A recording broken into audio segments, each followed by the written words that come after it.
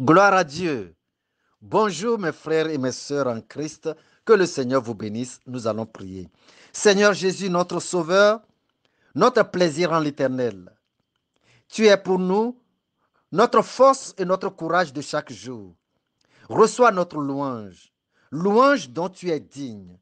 Nous sommes humblement à tes pieds et suspendus à tes lèvres pour de nouvelles bénédictions. Sois très proche de nous pour que nous puissions nous rapprocher davantage de toi. Merci Seigneur. Au nom de Jésus, j'ai prié. Amen. Vous serez saints car moi l'Éternel, je suis saint. Tel est le titre que nous allons développer ensemble. Lévitique chapitre 20, le verset 26. Vous serez saints pour moi car je suis saint. Moi l'Éternel, je vous ai séparés des peuples afin que vous soyez à moi. Alléluia. En vérité, ce n'est pas une nouvelle ordonnance. Ce n'est pas une loi comme les autres que Dieu décrète. Non.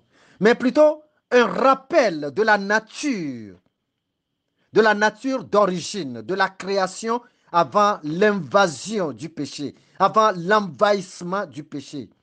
Et chacun de nous, tous connaît la nature originelle de la création.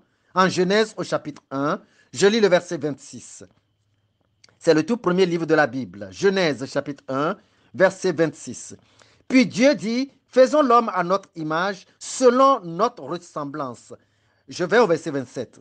Dieu créa l'homme à son image, il le créa à l'image de Dieu, il créa l'homme et la femme. Alléluia.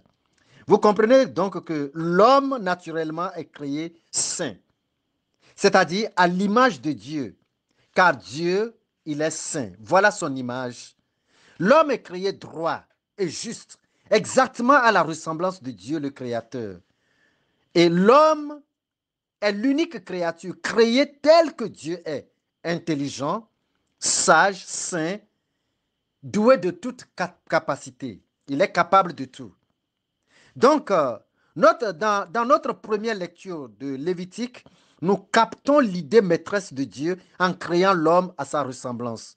Le captez-vous aussi? Lévitique chapitre 20, je reprends le verset 26. Vous serez saints pour moi, car je suis saint, moi l'Éternel. Voyez-vous, c'est objectif. C'est pour avoir l'homme comme une propriété divine sur terre. Et pour qu'il soit appelé fils de Dieu, que Dieu le crée à son image et à sa ressemblance. Les animaux n'y comptent pas. Les arbres, les forêts, les oiseaux, l'air et le vent, c'est-à-dire la nature, ça ne compte pas. Et c'était ça l'objet des visites que rendait de temps en temps Dieu à l'homme dans le paradis, dans le jardin d'Éden, pour, pour le former, l'initier, pour le développer, pour l'élever au niveau digne de cette ressemblance. Mais malheureusement, l'ennemi de Dieu, le perturbateur, l'envieux, l'intrigant, Satan, vient déchoir l'homme et le déposséder de sa nature d'origine. Le temps ne me permet pas de vous parler en long et en large sur ce sujet, mais Dieu a fait quelque chose pour sauvegarder sa vision de créer l'homme à son image et selon sa ressemblance. Reprenons notre Lévitique, chapitre 20, et je lis le verset 26 toujours, cette fois-ci la deuxième partie. Je vous ai séparés des peuples afin que vous soyez à moi. Voici ici un nouveau peuple suscité. Vous voyez, un nouveau peuple suscité, prélevé, n'est-ce pas, de la grande déchéance, de la grande corruption, du grand péché, pour être placé à part, séparé de tous les autres peuples portant encore la tâche de la séduction et vivant encore dans le péché. Ils sont séparés d'eux. Et la Bible appelle ces peuples les pécheurs, un nom qui signifie ou qui veut dire ne ressemblant pas à Dieu.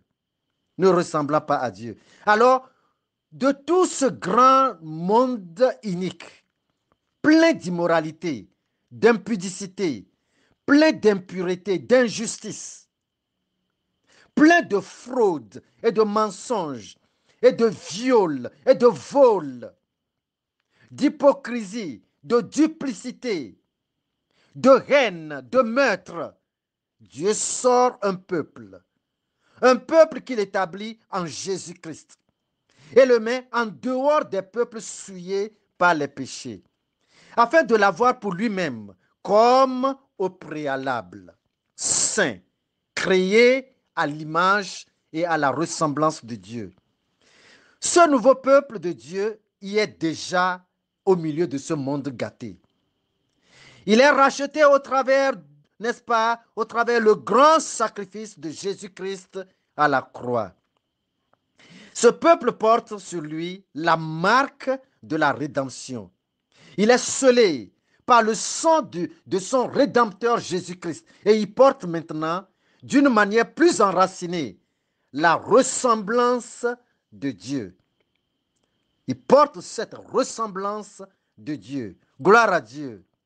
Jésus-Christ l'a présenté au Père comme une œuvre parfaite et un peuple mis à part pour Dieu, un peuple sanctifié et qui ne partage rien avec Satan et son monde et ses affaires. Alléluia. Jean chapitre 17, je vous présente le verset 9. Le verset 9. Jean chapitre 17 et je vous présente le verset 9. C'est pour eux que je prie. Je ne prie pas pour le monde, mais pour ceux que tu m'as donnés, parce qu'ils sont à toi. Verset 11. Je ne suis plus dans le monde et ils sont dans le monde. Et je vais à toi. Père Saint, garde en ton nom ceux que tu m'as donnés, afin qu'ils soient un comme nous. Verset 17. Sanctifie-les par ta vérité.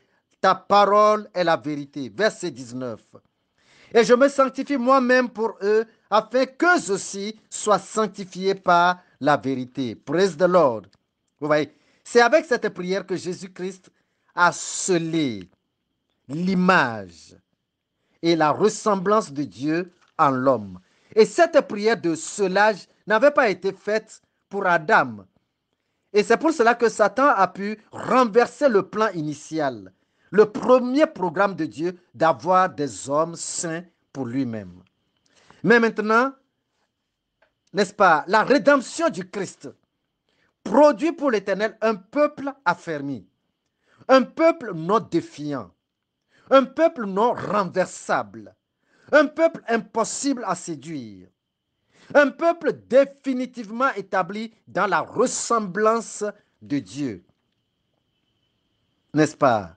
Un peuple qui incarne alors l'image incorruptible de Dieu.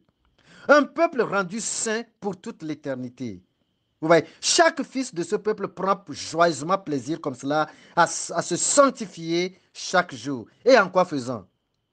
Par la mise en pratique de la parole de Dieu. Ainsi faisant, la parole mise en pratique dans votre vie vous sanctifie et vous apprête pour, n'est-ce pas, pour le retour dans le paradis quand le Sauveur Jésus-Christ reviendra. Alléluia. Lévitique chapitre 20, je vous prends le verset 7 et 8. Lévitique chapitre 20, le verset 7 et 8. Vous vous sanctifierez et vous serez saints, car je suis l'Éternel votre Dieu. Verset 8. Vous observerez mes lois et vous les mettrez en pratique. Je suis l'Éternel qui vous sanctifie. Vous devez comprendre ceci. L'écoute régulièrement de la parole de Dieu réalise la sainteté de Dieu en vous. Elle ranime en vous chaque jour la sainteté. L'Éternel vous sanctifie au fur et à mesure que nous écoutons la parole de Dieu. Il nous sanctifie. Comment le Seigneur Jésus, lui, le dit-il? Je vais vous l'apprendre. Jean chapitre 15, verset 5. Verset 3 plutôt, excusez. Jean chapitre 15, le verset 3. Déjà, vous êtes purs à cause de la parole que je vous ai annoncée. Voilà. Voilà donc pourquoi je vous dis que c'est l'écoute de la parole de Dieu chaque jour qui nous sanctifie. Et cela nous maintient tout frais pour le jour de la gloire. Tout le monde, sans exception, peut se ranger sur ce nouveau peuple de Dieu, il sera le bienvenu. Parce que Dieu lui-même veut que tout le monde parvienne à cette restauration de l'image et de la ressemblance de Dieu en lui. Qu'est-ce que je vais vous dire? Tout simplement vous inviter en vous disant, venez à Jésus-Christ. Donnez-lui votre vie. Acceptez-le comme votre sauveur unique. Et lui va restaurer en vous l'image, cette image parfaite de Dieu et sa ressemblance renversée en vous par Satan. Il va établir en vous la puissance, n'est-ce pas, de la ressemblance en Dieu. Et vous serez alors fils de Dieu par la vertu de la seigneurie de Jésus-Christ. Alléluia. Gloire à Dieu.